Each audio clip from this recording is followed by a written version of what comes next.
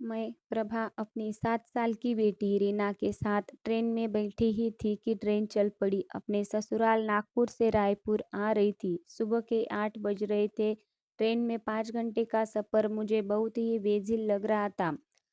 पहली बार इतना लंबा सफ़र कर रही थी। डर भी लग रहा था क्योंकि पति से झगड़ कर मायके आ रही थी। घर की बहुत याद आ रही थी। माँ बाबूजी कैसे होंगे, रमेश कैसा होगा। यूँ तो हम लोग मध्यम वर्गीय परिवार से थे। बाबूजी टेलीफोन विभाग में क्लर्क थे। उन्होंने मुझे और रमेश को कॉलेज तक पढ़ाया। नौकरी से रिटायर्ड होने के बाद उन्होंने मेरी शादी तय कर दी। वे चाहते थे कि मेरे साथ साथ रमेश की भी शादी कर दे, मगर रमेश ने शादी करने से इनकार कर दिया था। माँ और बाबूजी ने मुझे बहुत समझाया। बाबूजी अपनी जिम्मेदारी से मुक्त होना चाहते थे। उनका सोचना भी ठीक था। एक ही खर्चे में हम दोनों की शादी भी हो जाती और घर में बहू के आ जाने से माँ को भी आराम मिल जाता, मगर रमेश नहीं माना। मेरी शादी में बाबूजी ने बहुत खर्च किया। मुझे ससुराल में कोई तकलीफ ना हो इसलिए मेरे ससुराल वालों की हर मांग पूरी की। घर को अब बाबूजी के पेंशन से चल ही जाता होगा। वैसे तो रमेश भी अब कोई जॉब कर रहा है। माँ ने टेलीफोन पर बताया था मुझे। बाबूजी खुश थे, मगर उन्हें एक चिंता अब भी थी, रमेश की शादी। रमेश मेरा भाई हंसमुख और मिलनसार, अजनबियों से भी ऐसे बातें करता था मानो बरसों की पहचान हो। मम्मी, वो देखो बंदर, रीना ने मुझसे कहा तो मैं चौंक गई और अपनी यादों के झरोखों से बाहर आई। रीना मेरी 7 साल की बेटी। मम्मी देखो, बहुत सारे बंदर, रीना ने फिर कहा। मैंने खिड़कियों से देखा। बहुत सारे बंदर पेड़ों पर झूल रहे थे। उस वक्त हमें डोंगरगढ़ पहुंचे थे। मैंने रीना को अपनी बाहों में समेटा और फिर यादों में खो गई। आरती मेरी बेस्ट फ्रेंड, वो भी रीना की तरह जानवरों को देखकर उछल जाया करती थी। मुझे अच्छी तरह याद है कि एक बार जब हम लोग भिलाई में चिड़ियाघर में देखने गए थे तो आरती कभी हिरन को देखकर खुश हो जाती तो कभी हंस को, कभी बाघ को तो कभी सांपों को। मोर को देखकर वो तो ऐसे उछली थी कि मानो खुद मोरनी हो। हमारे आसपास के लोग सब उसे देखने के लग गए थे। मारे शर्म के चेहरा गुलाबी हो गया था उसका। आरती मेरे बचपन की खास सहेली, स्वभाव से हंसमुख और चंचल। शादी से पहले हम बहुत शरारती थे। हम दोनों साथ खेले, साथ पढ़े, साथ जवान हुए और इत्तेफाक से हमारी शादी भी साथ साथ हुई। मैं जब रीना की डिलीवरी के समय मायके आई थी तब आरती अपने ससुराल में थी। उस वक्त आरती से मेरी मुलाकात नहीं हो पाई थी। कुछ दिनों के बाद रीना का जन्म हुआ। घर में सब खुश थे सिवाय मेरे ससुराल वालों के। वे लोग शायद लड़का होने की उम्मीद लगाए बैठे थे। हमारे यहाँ के कार्यक्रम में भी नहीं आए। अचानक सासू माँ की तबीयत खराब हो गई। ससुर जी का चश्मा भी अचानक ही टूट गया। रीना के पापा की बात ही निराधार थी। कहने लगे कि बच्चे का जन्म अशुभ नक्षत्र में हुआ है। पंडित जी ने कहा है कि 1.25 महीने तक बच्चे के पिता का बच्चे से मिलना बच्चे को और पिता दोनों के लिए हितकारक नहीं है।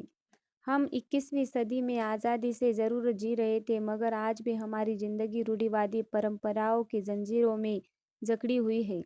ये कैसी आज़ादी है। कभी कभी तो मुझे समाज के दोगलेपन से घृणा होती है।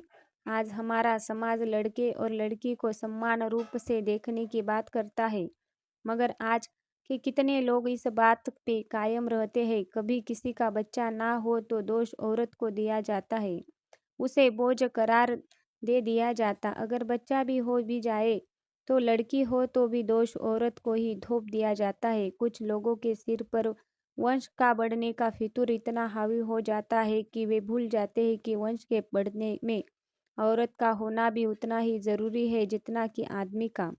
लगभग 1.25 महीने के बाद रीना के पापा मुझे लेने आए और मैं रीना को लेकर अपने ससुराल नागपुर चली गई।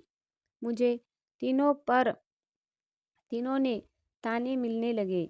वे एक लड़का होने की उम्मीद पाले थे बैठे थे, लेकिन मैं दोबारा कभी माँ नहीं बन पाई, जिसका खामियाजा मुझे आज तक भुगतना पड़ा रहा है। रीना के पापा से आज भी इसी बात को लेकर झगड़ा हुआ। बात इतनी बढ़ गई कि मुझे घर छोड़ना पड़ा। तब से लेकर आज तक 7 साल बीत गए, मैं आरती से नहीं मिली हूँ। मन में तरह तरह के ख्याल आ रहे हैं, वो कैसी होगी, उसका पति कैसा होगा, उसके बच्चे कितने होंगे। मम्मी, वो धुआं कहाँ से निकल रहा है? कहीं आग लग गई है क्या? रीना ने कहा तो मैं फिर चौंकी। मैंने हंसते हुए उसे बताया, वो भिलाई स्टील प्लांट है बेटा, लोहे का बहुत बड़ा कारखाना। उस वक्त हम भिलाई पहुंच चुके थे, अब बस एक ही स्टेशन बचा रहा था रायपुर पहुंचने के लिए। मैंने मैंने अपनी कलाई घड़ी पर नजर डाली, 2 बज चुके थे। मैं भूख का एहसास भी होने लगा था। ये तो अच्छा हुआ कि सुबह हमने भरपेट नाश्ता कर लिया था और थोड़ी ही देर में हम रायपुर पहुंच गए। स्टेशन से बाहर आई तो ऑटो और रिक्शे वालों से परेशान कर दिया। मैडम ऑटो लगेगा क्या? मैडम रिक्शा लगेगा क्या? खैर मैंने ऑटो बुक कर लिया किया और राहत की सांस ली कि चलो हम बिना किसी परेशानी के अपने शहर पहुंच गए। अपना शहर अपना ही होता है। मेरा घर देवेंद्र नगर सेक्टर 3 में था। जैसे ही हम सेक्टर 3 जाने वाले मोड़ पर पहुंचे, किराए की दुकानों के पास मैंने ऑटो रुकवा दिया। ऑटो वाले को 50 रुपये देकर मैं दुकान की तरफ जाने लगी, क्योंकि आरती को सामान खरीदते हुए मैंने ऑटो से ही देख लिया था। हम लोग अक्सर यही से सामान लिया करते थे। उस दुकान से लगभग 20 कदमों की दूरी पर ही हम दोनों का घर था। उसे देखकर मैं सहम सी गई। मेरा दिल किसी कनिष्ठ की आशंका से जोरों से धड़कने लगा। हे भगवान, आज ये आरती को क्या हो गया है? न मांग में सिंदूर है, न गले में मंगलसूत्र है, चेहरे में न रौनक है न चंचलता। चेहरे में कभी न खत्म होने वाले एक अजीब सी उदासी, आंखों में न मिटने वाला एक गहरा दर्द साफ झलक रहा था। मुझे कुछ समझ नहीं आ रहा था। एक बार रमेश ने आरती से मजाक में कहा था, वो अक्सर उससे मजाक किया करता था, आरती मैडम, सुना है कि आपके लिए कोई अच्छा सा लड़का ढूंढा जा रहा है, मगर मुश्किल से ये है कि कोई ढंग का लड़का मिल ही नहीं रहा है। ठीक सुना है तुमने, मुझे अच्छी तरह याद है। आरती ने मुझे उसे बहुत गुस्से में जवाब दिया था। नाराज क्यों होती हो आरती? जी मैं तो बस मजाक कर रहा था, वैसे आपके घर वालों की मुश्किल में दूर कर सकता हूँ। रमेश ने यह बात बड़े ही रहस्यमय अंदाज में कहा था। क्यों? तुम किसी अच्छे लड़के को जानते हो जो मेरे लायक हो? आरती ने उसे फिर गुस्से में जवाब दिया। ढूंढने से तो भगवान भी मिल जाते हैं मैडम, फिर एक लड़का क्यों नहीं मिल सकता?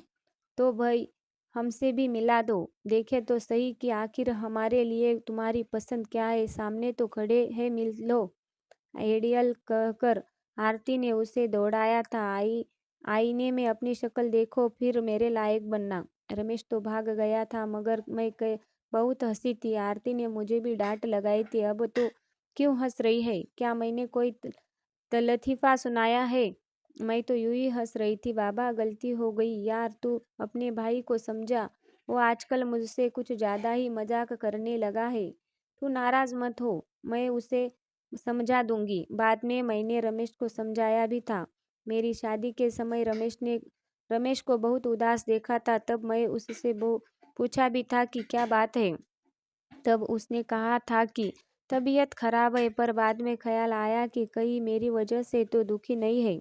आखिर इस घर में हमेशा के लिए छोड़कर जाना पड़ रहा है मुझे। तभी आरती ने मुझे झकझोरा। प्रभा, अरे मुझे नहीं पहचान रही क्या? मैंने देखा वो मुस्कुराने की नाकाम कोशिश कर रही थी। उसने फिर कहा, मैं आरती हूँ। आरती? हाँ आरती, कैसी है? कितनी बदल गई है तू। तभी उसने रीना को अपनी गोद में उठाया। ये तेरी बेटी है ना? बिल्कुल तेरी ही शक्ल है। क्या नाम है बेटा आपका? रीना। वाह, बड़ा ही प्यारा नाम है। इसके पापा नहीं आए क्या प्रभा?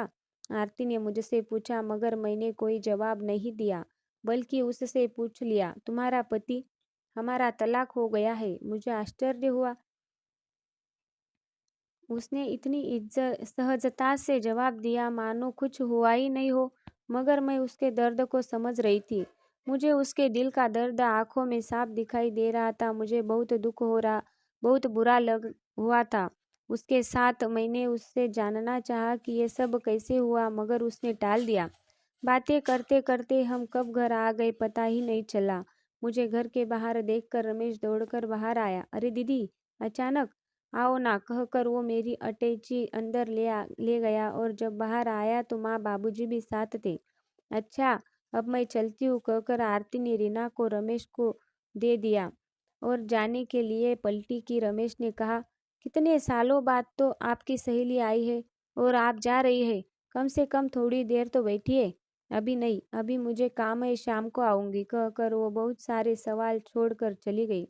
शाम के 5 बज रहे थे। खाना खा लेने के बाद मैं आराम करने के इरादे से अपने कमरे में गई। मेरा कमरा, जो कि मेरे ससुराल चले जाने के बाद अब रमेश का हो गया था। कमरे में कोई नहीं था। रमेश हॉल में रीना के साथ खेल रहा था।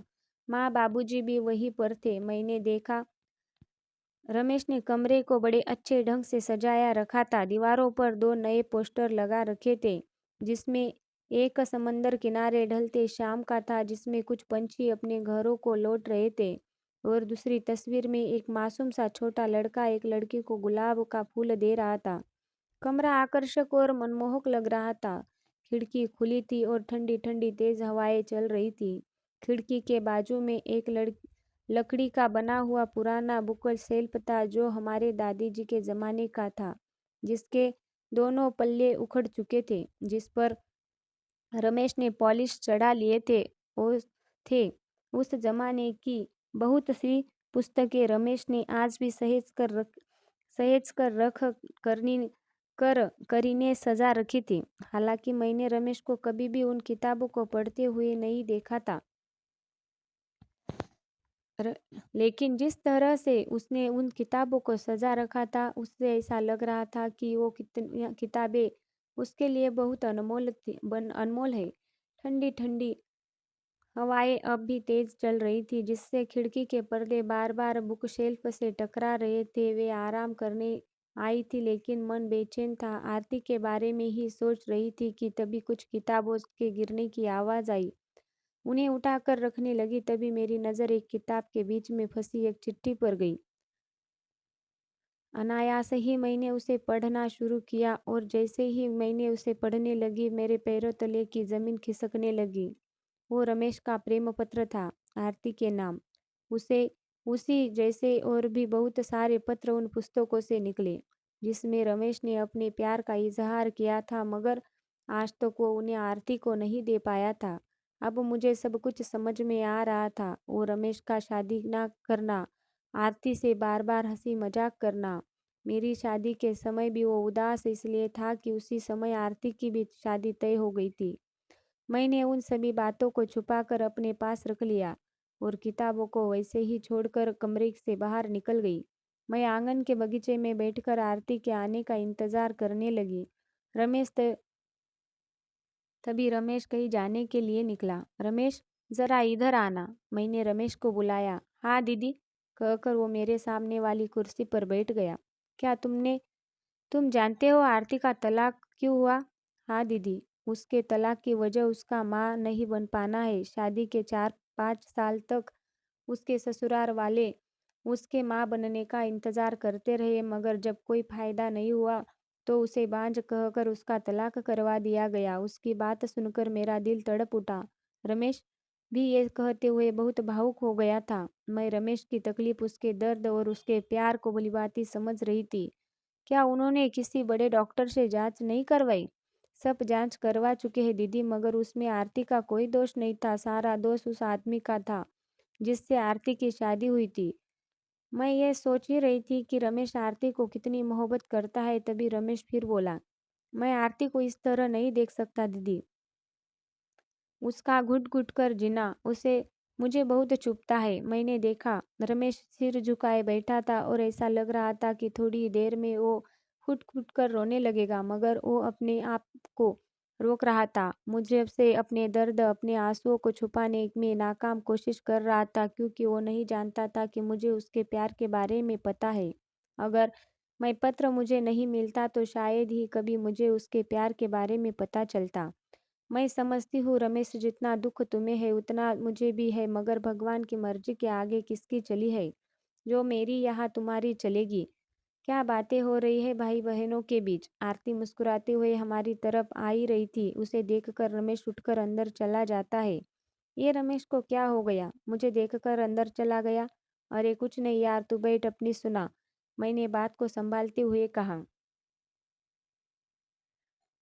अरे मेरी छोड़, तेरे ससुराल वाले कैसे है? तेरा पति ठीक है ना? मेरा मतलब है कि वहाँ तुझे कोई तकलीफ तो नहीं है ना? आरती मुझे अपने बारे में नहीं बताना चाहती थी, इसलिए उसने मुझसे सवाल कर दिया। तकलीफ? वो तो हम लड़कियों में पैदाइशी के साथ ही हमारी तकलीफ से जोड़ दिया जाता है। आरती, खैर ये बता, रमेश ने मुझे तुझे फिर कभी परेशान तो नहीं किया? मैंने जानबूझकर रमेश की बात छेड़ी। अरे नहीं, जब से मैं उसे डांटा है तब से उससे मुझे मजाक करना छोड़ दिया है। अब तो वो मुझसे बहुत इज्जत से बात करता है, पहले से बहुत संजीदा हो गया है। लेकिन लेकिन क्या? मैंने जोर देकर पूछा। मेरी शादी से पहले एक बार मैं अपने पड़ोस के बच्चे को गोद में लेकर उसके साथ खेल रही थी, तब उसने मुझसे ऐसा मजाक किया था जिसे मैं जिंदगी भर नहीं भूल सकती। उसने ऐसा क्या कर दिया, कह दिया? आरती, आप तो बिल्कुल उसकी अम्मा लग रही है, रमेश ने कहा था। ये खबरदार, जो मुझे उसकी अम्मा कहा तो मैंने उसे बहुत गुस्से में डांटा था। अरे आप तो बेवजह नाराज हो रही है। हमारे देश में माँ होना गर्व की बात है मैडम। नहीं बनना है मुझे माँ, नहीं चाहिए मुझे ये गौरव। उस वक्त तो मैंने गुस्से में ये कह दिया था, मगर शादी के बाद 5 साल तक मैं माँ नहीं बनने के लिए तरसती रही। अगर मैं माँ नहीं बन जाती तो शायद मेरी ये हालत न होती। आरती अपने आप को संभालते हुए कहा। लेकिन मैं चुप रही। आरती ने फिर कहा, अच्छा प्रभा, ये बता, कई दिनों से देख रही हूँ रमेश कुछ गुमसुम सा लग रहा है, कोई सीरियस प्रॉब्लम है क्या? रमेश बचपन से ही एक लड़की को चाहता है, तो इसमें प्रॉब्लम क्या है? क्या वो लड़की मुझसे नहीं चाहती? यही तो प्रॉब्लम है आरती। रमेश अभी उस लड़की से अपने प्यार का इजहार नहीं कर पाया। क्या? क्या कर रही है तू? मैं सच में मैं सच कर रही हूँ आरती। उसने कहने की बहुत कोशिश की, मगर कह नहीं पाया और ना ही वो लड़की उससे समझ पाई। अरे यार, वो नहीं कह पाया तो क्या हुआ? तू तो कह सकती है, कह सकती थी। मैं कैसे कहती आरती? मुझे तो बस कुछ देर पहले ही ये बात पता चली है। मैंने जब उस लड़की के नाम रमेश का प्रेम पत्र देखा, वो वैसे भी अब उस लड़की की शादी हो चुकी है। और वो, क्या तू उस लड़की को जानती है? कौन है वो? ये ले, कहकर मैंने उसे वो सारे पत्र दे दिए। दीदी, दीदी, मेरे लेटर्स। इससे पहले कि आरती उन पत्रों को पढ़ पाती, रमेश बदहवास दौड़ता हुआ वहां आ जाता है और अपने सारे लेटर्स आरती के हाथों में देख लेता है। आरती जी, प्लीज मेरे लेटर्स मुझे दे दीजिए। अरे ऐसे कैसे दे दूं बच्चू? अभी अभी तो मैं तुम्हारी चोरी पकड़ में आई है। आरती जी प्लीज। ना ना, पहले मैं इन्हें पढ़ूंगी फिर तुम्हें दूंगी। नहीं आरती जी, उन्हें मत पढ़ना प्लीज। यार तुम बड़े बेवकूफ निकले। तुमसे प्यार किया और किसी को पता तक नहीं चला, यहाँ तक कि उस लड़की को भी नहीं जिसे तुम चाहते रहे। प्रभा को तो बता सकते थे, उसे भी नहीं बताया। ना सही, मुझे तो अपना दोस्त समझते थे, कम से कम मुझे बता देते, मैं तुम्हारी मदद कर देती। कहकर आरती उन पत्रों को पढ़ने लगती है। पढ़ते पढ़ते ही उसका चेहरा आश्चर्यचकित हो जाता है। एक के बाद एक वो सारे पत्र पढ़ती चली जाती है। उसकी आंखों से आंसुओं की धारा बहने लगती है। रमेश सिर झुकाए खड़ा है। प्रभा की आंखें भी नम है। चारों तरफ खामोशी सी छा गई। ठंडी ठंडी हवाएं अब भी चल रही है। कोई किसी को इतना प्यार कैसे कर सकता है? प्रभा। खामोशी को दौड़ती हुई आरती प्रभा से सवाल करती है। गला भराया हुआ है, आंखों में आंसू अब भी बह रहे हैं। आरती उठकर रमेश को सारे पत्र दे देती है और अपने आंसू पोंछते हुए जाने लगती है। मगर तभी रमेश कहता है, आरती जी, मैं आपसे शादी करना चाहता हूँ। अब बहुत देर हो चुकी है रमेश। मैं एक तलाकशुदा हूँ। मुझे कोई फर्क नहीं पड़ता आरती जी, मैं तो बस प्यार किया है। मैंने कभी तुम्हें अपने लायक नहीं समझा था रमेश, मगर आज मुझे एहसास हो रहा है कि मैं पहले भी तुम्हारे लायक नहीं थी और आज भी नहीं हूँ। कहकर आरती चली जाती है।